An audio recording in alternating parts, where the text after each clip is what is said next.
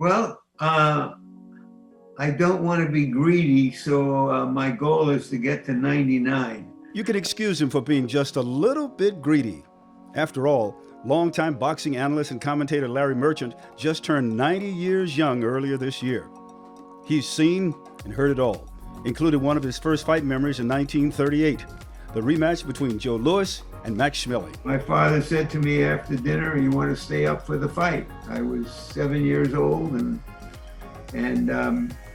when Lewis knocked him out in the first round, I remember thinking, well, I guess he didn't want me to stay up too late. Merchant witnessed so many big moments in his decades covering boxing, but he was also at the center of attention when Larry and Floyd Mayweather got into a big post-fight argument.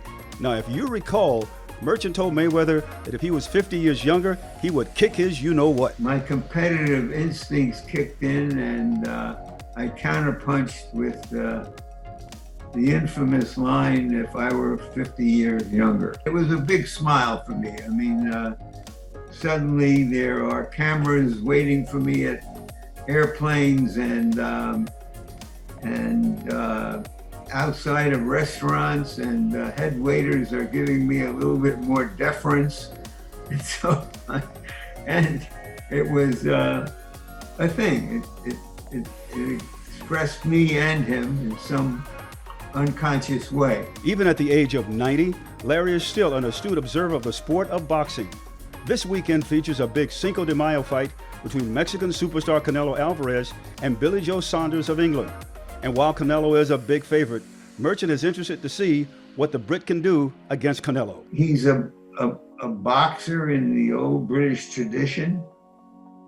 He's 30-0, and when a guy's undefeated for as long as he's been in the game, he kind of thinks he's going to stay undefeated. So he could be a spoiler, maybe long shot winning, but more likely competing, or even worse than any other possibility, what they used to call stink out the joint.